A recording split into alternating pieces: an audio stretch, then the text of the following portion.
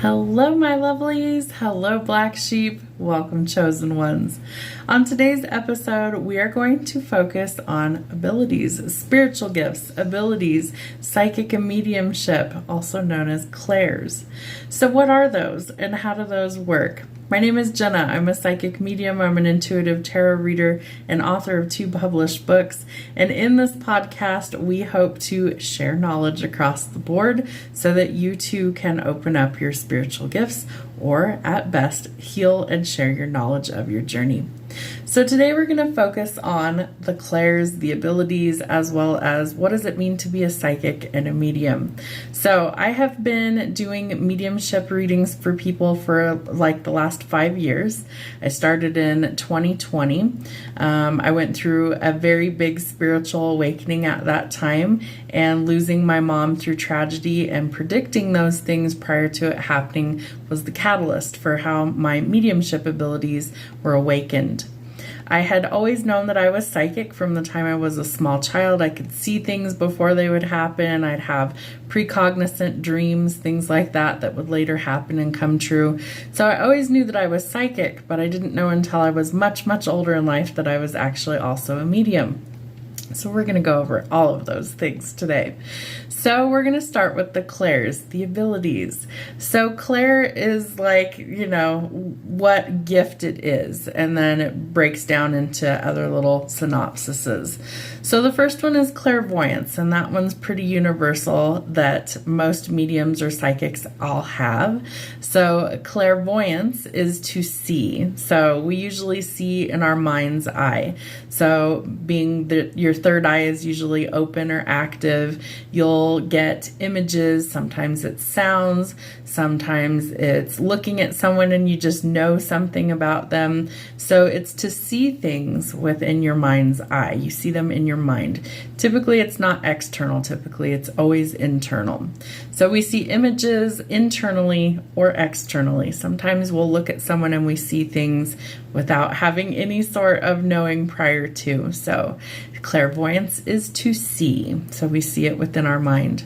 Clairaudience means to hear sounds that other people cannot hear. So again, all of these are taking place typically within the mind. So when I channel for somebody and I hear things, sometimes I hear music, sometimes I hear names, sometimes I hear different pieces of information that are important to that person during the reading. It's all heard within the mind. It's not something we actually hear with our ears. It's all through thoughts or telepathic communication. So clairaudience means to hear sounds, words, or noises that others cannot. So the couple of them are clairsentience. So that one is to recognize. So we recognize feelings. It's also people who are empaths tend to have that as one of their major spiritual gifts, because we're able to, just by being around other people, sense or feel what they're going through. Have you ever walked into a room with somebody and it's like instantaneously, if they're having an off day, if something's not right? So I'm an empath as well, and I definitely use that gift all the time. I can tell if my kids are having a bad day. I can tell if somebody's off in a text message. Certain things, and we just pick up. We just feel it. We just know. So you may be an empath. You might actually feel how other people feel, and that's a big one. All right, so we have claircognizance. That is to know or to sense something beyond time, space, and reason. So have you ever had a sudden knowing of something? You didn't know how you knew, you just knew. And it's like, where did that come from? Well, you're tapping into that claircognizance, that inner knowing, and it comes from divine energy or your intuition. So pay attention to those things, because those are very important cues that Spirit will give you to know something is good or to know something is off, and you want to pay attention to those. Clairalliance, there we go. I don't know why I can't say that one today. Clairalliance is to smell. So it's the sense of smell. smelling odors that aren't present in the physical or 3D realm. I have that one from time to time. Usually it's when I'm channeling. Sometimes I will smell something like maybe food cooking. Sometimes I will smell things like cigarette smoke when no one's around that smokes cigarettes. I've smelled perfume in dreams where nobody's around that wears a perfume like that. Different smells, or roses. Roses is another one that I will smell often, or the smell of sugar cookies baking. It's interesting. So smelling things that aren't physically present, that can be a sign of clairalliance. All right, so what is a psychic? What are some things that psychics are part of? So psychic refers to mental powers that are believed to be beyond natural explanation, or the ability to predict the future, read minds, or communicate with spirits. So psychics and mediums are similar, but they are not exactly the same. So a psychic, we all have the ability to be psychic. Psychic comes from the Greek word psyche. There we go. I'm going to trip over my words this time. So the Greek word psyche translates to soul. We all have one of those, right? When we incarnate, we all have a soul.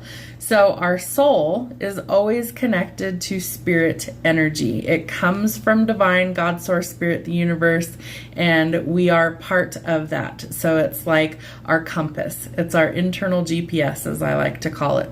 So our psyche, our soul, is always connected to spirit, to the other side, to God, source, spirit, the universe. All of us on this planet are psychic in nature because it comes from our intuition. So all of us have the ability to kind of tap into that intuitive instinct and to pay attention to signs that spirit is giving us. So we all have that. Mediumship is slightly different. A medium is somebody who is the go-between between the spiritual realm and the living realm, and I am a medium. And so that means we navigate between both worlds. So we are almost like a telephone. You'd pick up the other end and you can hear what's coming through, see it, feel it. All those things are usually intact. And then we transmit, or we relay through channeling, these messages to the living world through the veil, through the other world.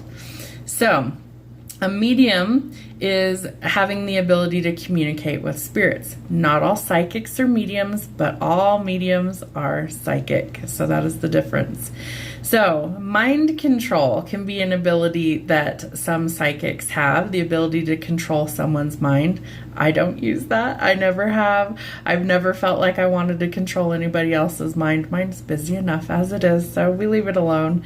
All right, petrification. This one was a strange one when I was doing my research here. Is the ability to turn a living thing to stone.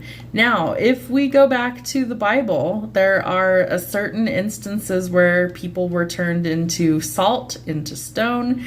So I do think that that is a possible thing. I don't know that I've ever seen it practiced in modern times at all, but I have heard of instances of petrification, so that's a unique one.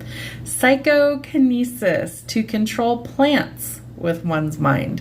Do you have a green thumb? Do you talk to your plants? Do you garden? Do you get out there? Now, there is lots of research out there, and you can do your own research about psychokinesis, where people are, maybe they go out and they talk to their plants in their garden. Maybe they have house plants that they talk to, that they treat like they're a child or almost human. And it's been proven that plants are sentient beings and that they have feelings, that they kind of communicate with each other, and that they can send distress signals through their roots and different things.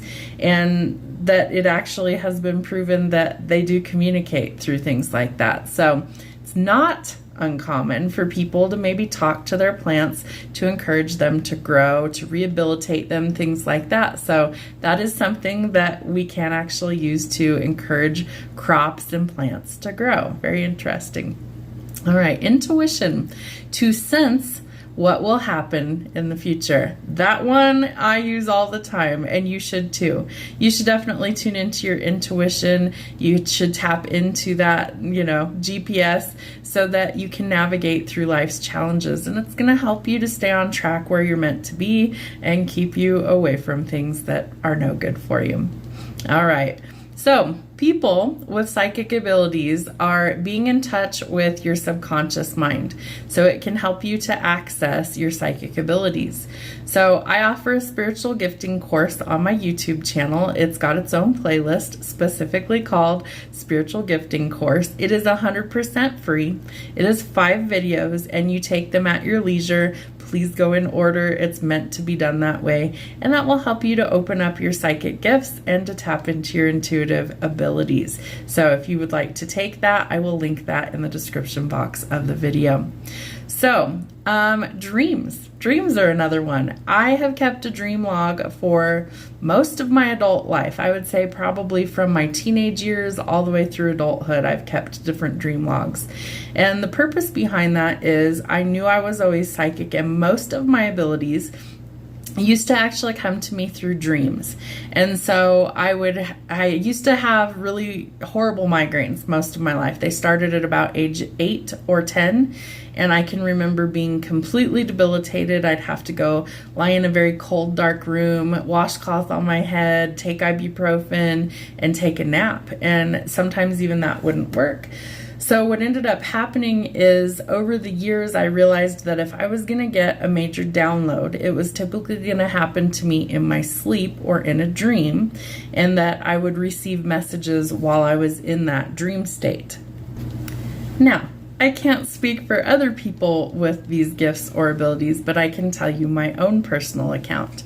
So for many, many years of my life, I had debilitating migraines. I still on occasion will get one. Thankfully, they're fewer and far between now than they ever had been. So I would try and relax as best as possible. I would take medication if I needed to, and I would sleep it off. And typically during the time that I was sleeping is when I would have these really vivid, very off-the-wall dreams is kind of the best way I can describe those. So over the years, I started to write these things down because I thought, I don't always remember my dreams, right? Most of us usually forget them upon waking up.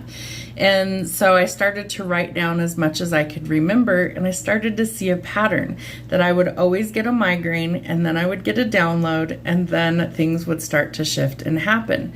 That's still true for me in my later years, although it's fewer and far between. Now I receive most of the information while I'm awake, usually through channeled messages, sudden knowings, downloads, things like that, where it's like, okay, I know Spirit's trying to get my attention.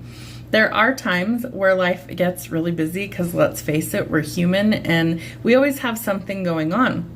So Spirit tends to come to me doing very mundane tasks. Maybe I'm washing the dishes. Maybe I'm, folding a load of laundry. Maybe I was taking a little cat nap. There's all sorts of ways that Spirit will get my attention. Sometimes it's through signs, symbols, or synchronicities, things that are in my 3D reality that I can't ignore. Maybe it's a piece of music that I haven't listened to in a long, long time, and all of a sudden it starts playing in my mind. So Spirit has tried to adjust over my lifetime of how they deliver the messages to me. So sometimes they're very clear and direct, and other times I'm a little baffled, I'm going to jot that one down, but I honestly don't know what they're trying to tell me right now. And so being a medium can be kind of a challenge because we're always receiving information. It feels like we don't always know who it's for. And so when I do a private one-on-one reading, it's much easier, right? Because I already know that's the person that I'm supposed to connect for.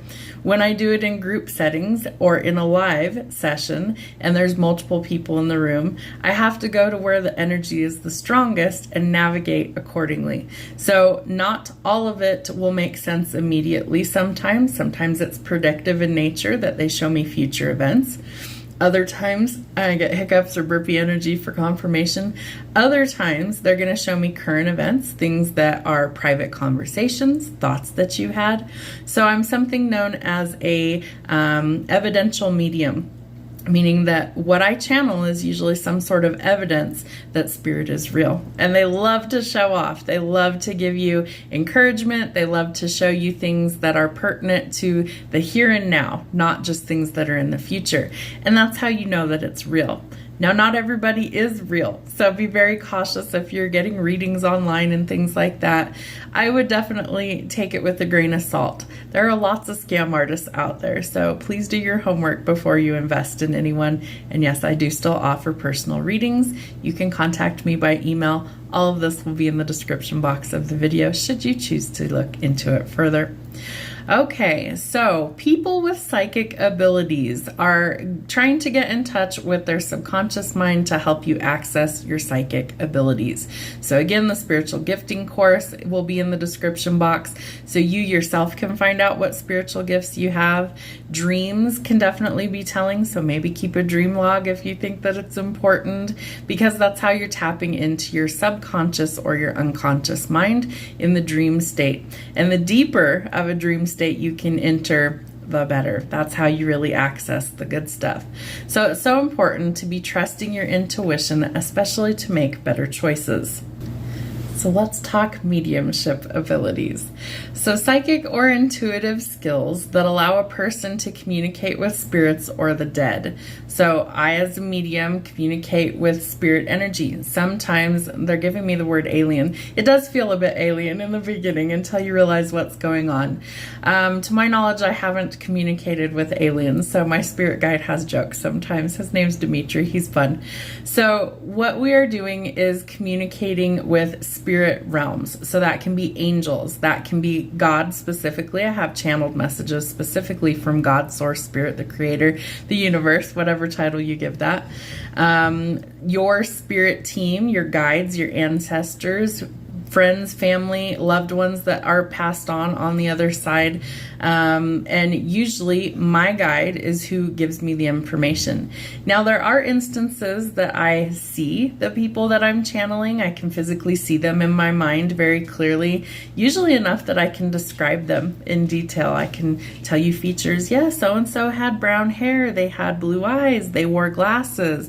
Maybe they had a little nose. Maybe they had, a mark on their face, a cleft chin. Maybe they were this tall, kind of heavy set, things like that.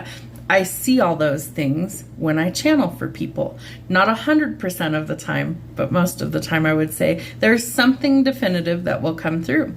Either I get a name, sometimes it's 100%, sometimes it's really close.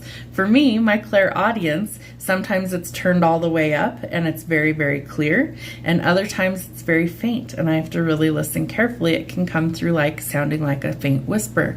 Sometimes I only get the first syllable, like the letter T sounds like it's coming through. Other times I might get a whole name, like his name is Todd, James, whatever, so it really depends on the spirit that I'm channeling. Some people, it's a better connection for me than others. So it is always different no matter who I'm reading for. It's a very different experience each and every single time. So one of the things that the clairs, clairvoyance, clairaudience, and psychometry, those are also factored into mediumship gifts and abilities. We do use similar things, it seems, as we tap in. So mediumship abilities, there is a big long list of them. I have most, I don't have all of them, and I will tell you the ones that I do have once we get to the bottom of this. So clairvoyance, seeing objects, people, or spirits in the mind's eye. Yes, I have that, and yes, that is probably one of my strongest clairs that I have. So I see things mostly in my eye, in my mind's eye, and for me, it's kind of self-imposed. So if you've ever seen the picture-in-picture, let's say you're watching a video on your phone and then, down here in the corner, you have another little video playing. That's kind of how it works for me. So when I start to channel, I almost look like my eyes kind of glaze over. I kind of look like I'm off in La La Land, daydreaming and things like that. And that's how I'm able to open up and see through the veil and see the other realm. Is when I'm channeling, I'm not usually focused on what's right in front of me. In my office, I have it set up to where in front of my desk that there is a window, and we're on the second floor of our house, so I mostly see the treetops and sky outside of my window. So it really helps me to channel. really easily, clearly, and effectively. So a lot of times when I'm doing videos or I'm reading for somebody, I'm looking out the window and then it helps my mind clear and go blank, and then the images start to kind of flood in for me. So that's one of the ways that I tap in, that I'm able to see objects, people, or spirits in my mind's eye using my clairvoyance. Clairaudience, hearing sounds, words from the spirit realm. So again, I do use that. Sometimes it is clearer for me than others. I feel like my mediumship gifts kind of ping pong. One will sometimes be stronger than the other, and then sometimes they'll flip and another one will take over. So I feel like like in life, we kind of, oh, something smells good. And then your mind's processing, well, what is that smell? Oh, hey, so-and-so called us for dinner. So they're all kind of working at the same time, just like in the 3D reality. So they take turns going through all of the different things that spirit will try and show me. Empathy, sensing another's emotions. So I am an empath. When I'm in a personal reading for somebody, or even in group settings, even sometimes when I read tarot, I feel the emotions coming through me. So sometimes the spirit will communicate how important somebody was to them, and it can be overwhelming. Sometimes it's love that they're showing, that they're trying to show to the people left behind. Other times it's regret or shame. So I tend to feel all of these emotions as they come through, and I always get some sort of energy going through me, like hiccup or burpee energy, for confirmation as I'm channeling. So spirit will show me different physical cues in my body. Sometimes they're going to show me how a person passed through feelings. I've channeled heart attacks before, where I can feel it in my chest. I can feel the pain running down my arm. I can feel pressure in my head when somebody's had a stroke. Sometimes I can feel like really off, and it could be diabetes or high blood pressure. And spirit will help me navigate through those things so that I'm a little more fine-tuned to go, oh yeah, so-and-so was sick. Okay, well, sick with what? What happened? And so spirit will usually guide me in some way, shape, or form to know what some of those things were. So clairgustance, tasting the essence of a substance from spirit. This one has happened on a few occasions. It's not something that I would say happens often for me, but there have been a few times that I've tasted like a strong liquor. I don't drink alcohol anymore, so usually it's like I can tell it's like scotch or whiskey or bourbon or tequila or beer, things like that.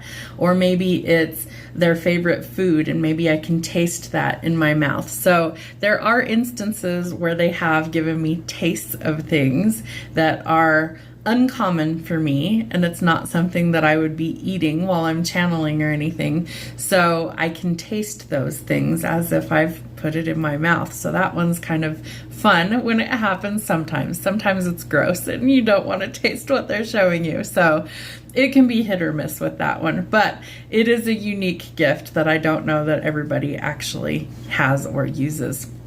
So clairscent, smelling odor from a spirit. I have on occasion smelled things like perfume, cologne, smoke, roses, food, sometimes like really pungent smells, things like garlic, skunk, things like that. I can smell those things. Fire, I've smelled fire in a channeled message before. So it just depends on what they feel is relevant, and they're going to go through the gamut and show me what I need to see, feel, hear, smell. You get the idea. So clairtangency is perceiving info from an object or person by touch. Psychometry is another kind of reference to that, and we'll go over that next. So tangency, tangible things. So maybe you could feel something in your hands, or you are touching something and you get a hit off of that.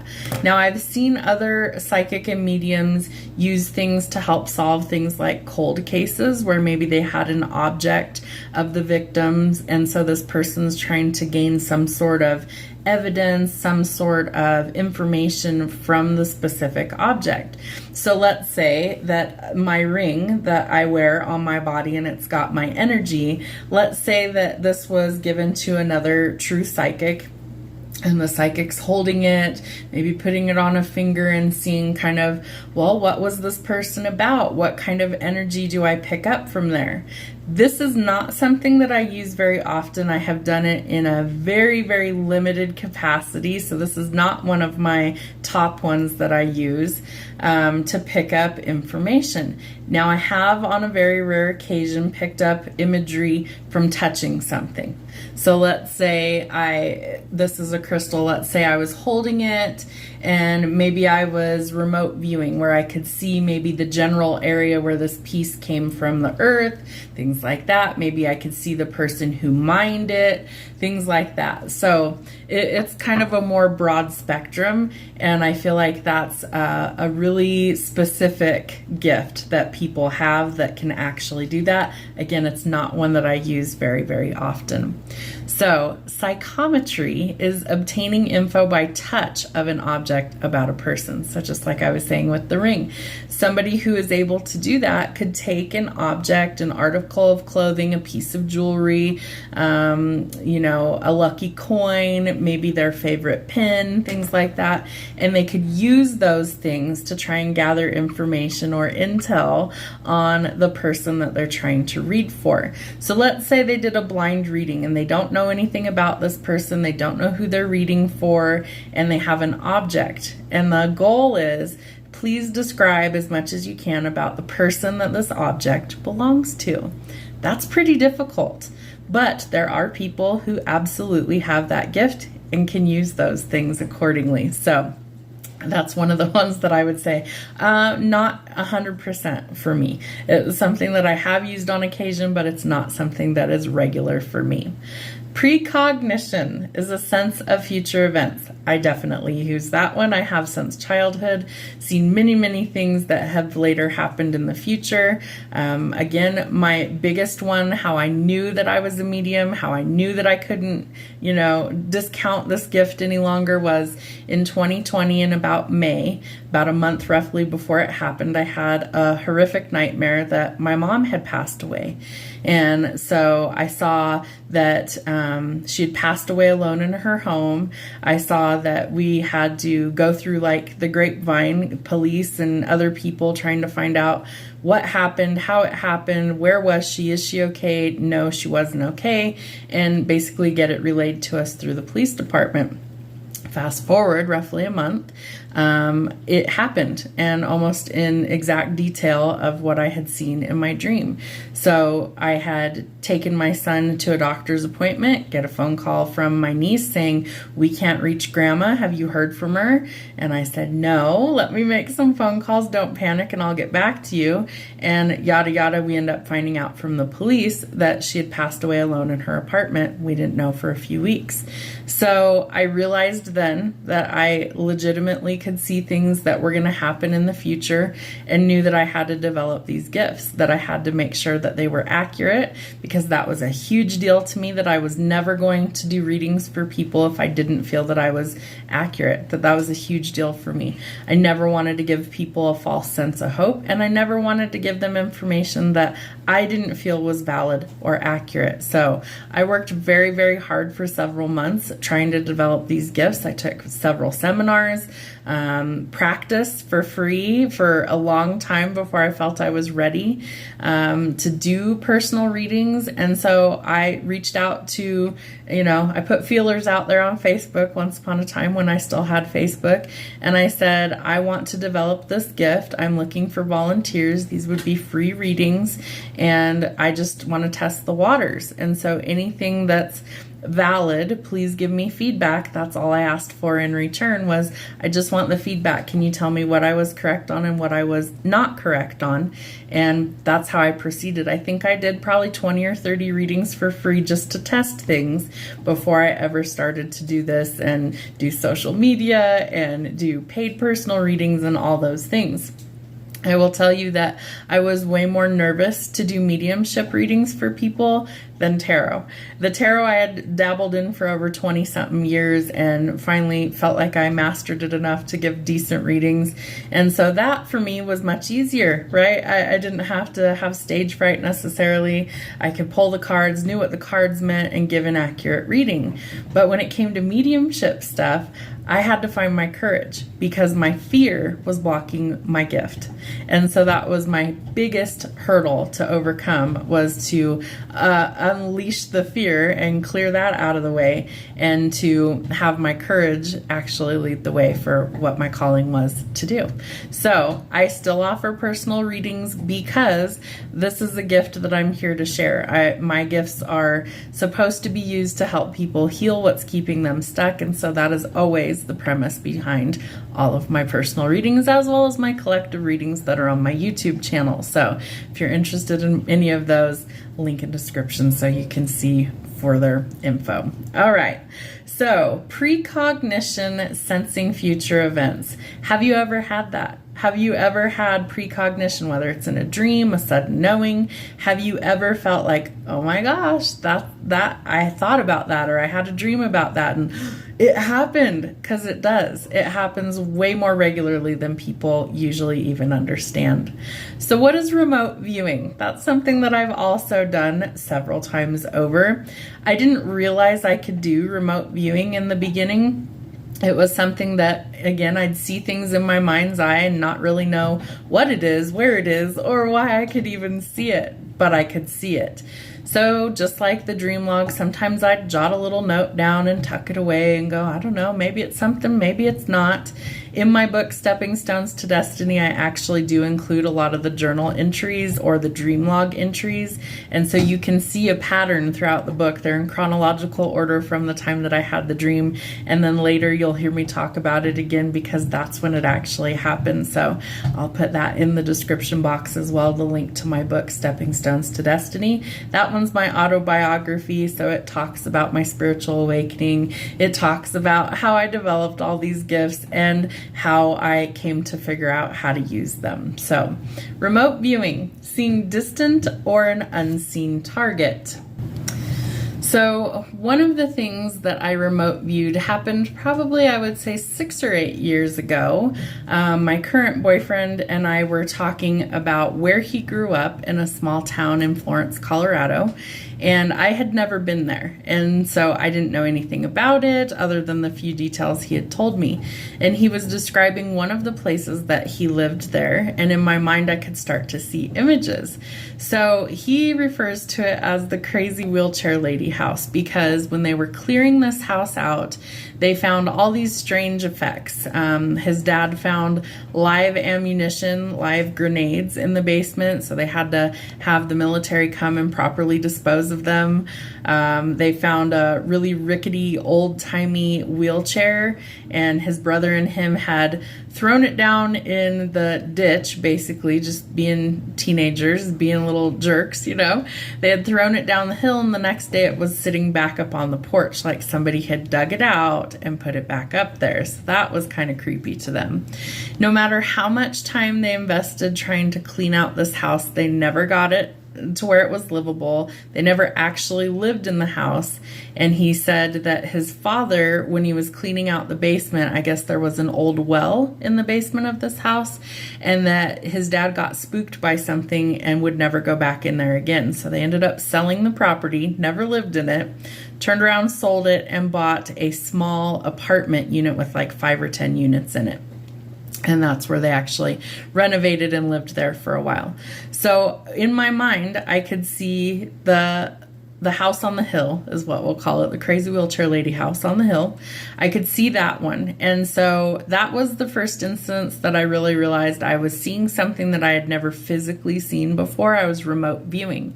And so part of that was in my mind, I could see an orientation. I was facing the back of the house. So I was standing in the backyard facing the back of the house. I could see the porch. I could see there was a split rail fence out in the front of the yard. And then on my right side, there was what looked like a wall to me. I couldn't see over it, I couldn't see through it, and I couldn't see around it. So to me, it was a wall.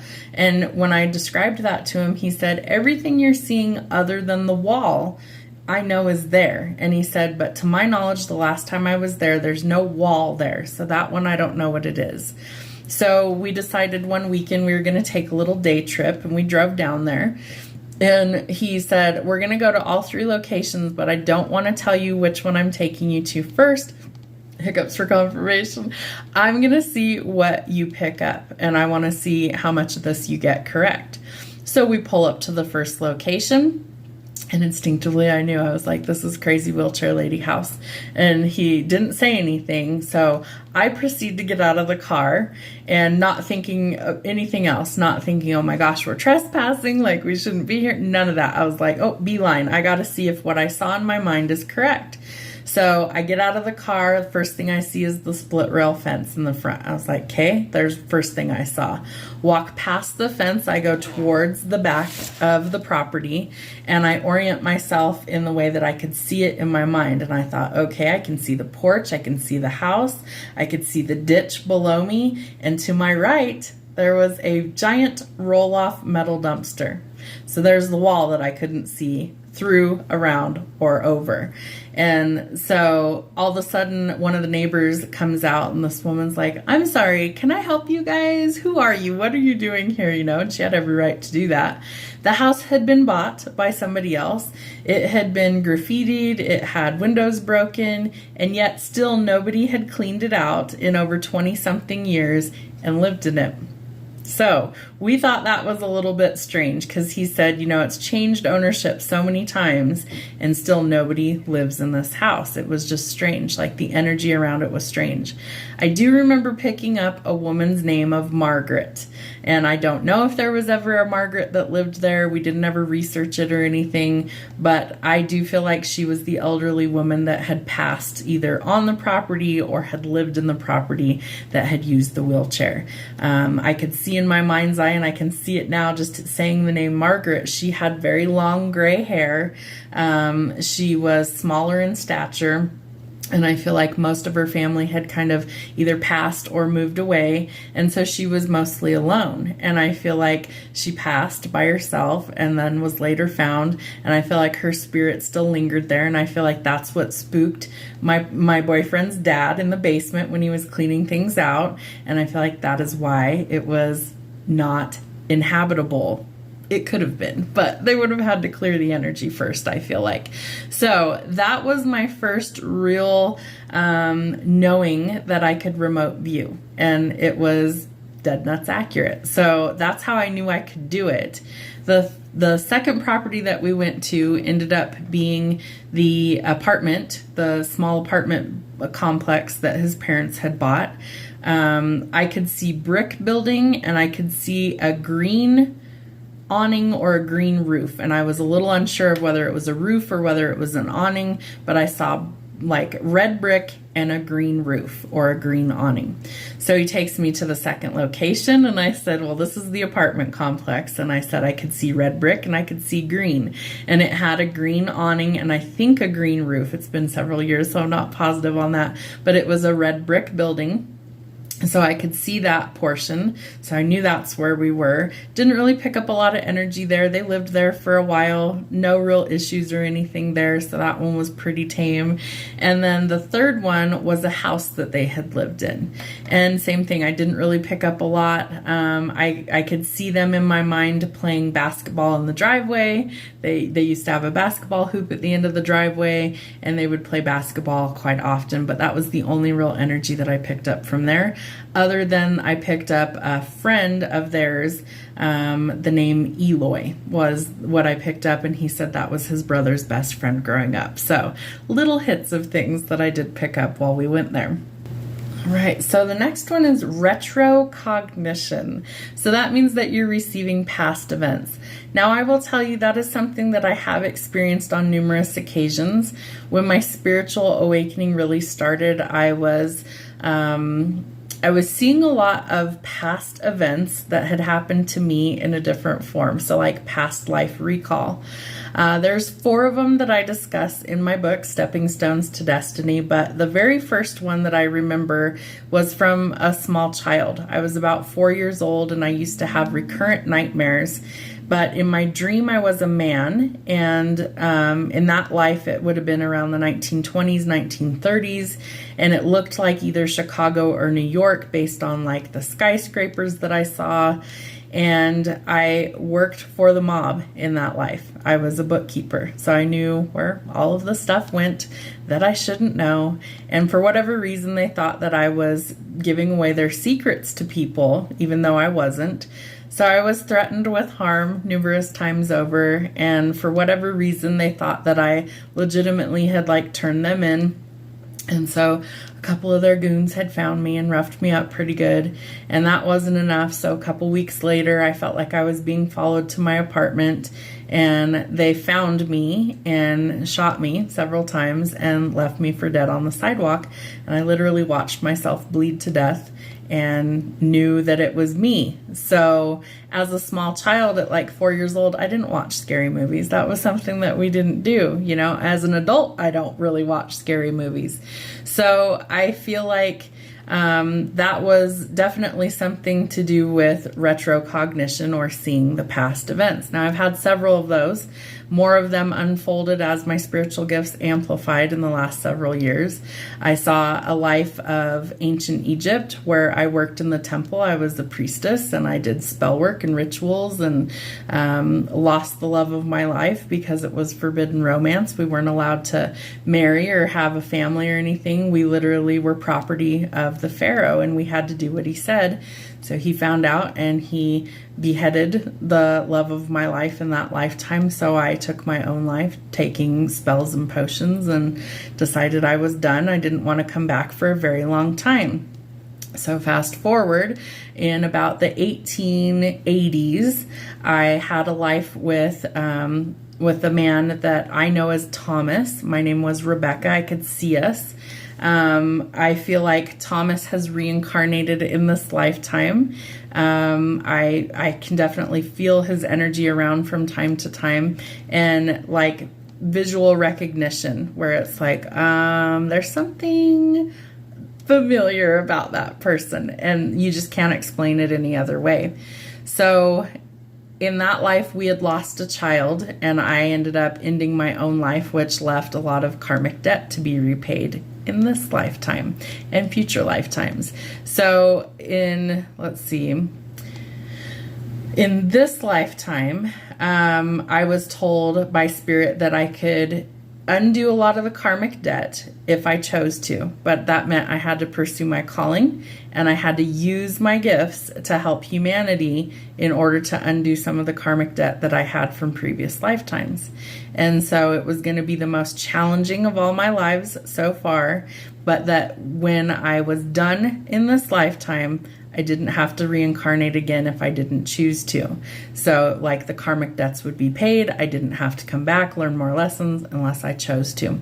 So this one, I'm like breaking generational cycles of trauma and pain and just all these generational curses that my family and my bloodline are working through, healing this time so that I can finally go home and rest and not have to come back. So that's part of sharing my spiritual gifts. This is part of my calling that I didn't fulfill in the contracts prior to this. I checked out too early, so I have to fulfill them in this lifetime to be able to leave and go home. So telepathy. That is how most spirit that I have ever encountered communicates. Spirit realm does not communicate through your voice. They don't communicate through words out of your mouth. They communicate through thoughts. So that's something that mediums use. All of my information that I get from spirit comes through a thought process.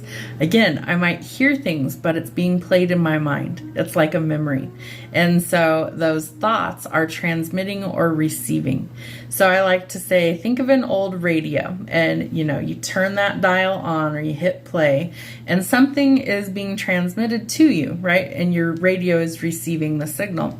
So if we think of, I'm the receiver because I'm the medium, and spirit is transmitting a signal, I just have to be tuned into the right frequency to hear it, feel it, see it, or understand it.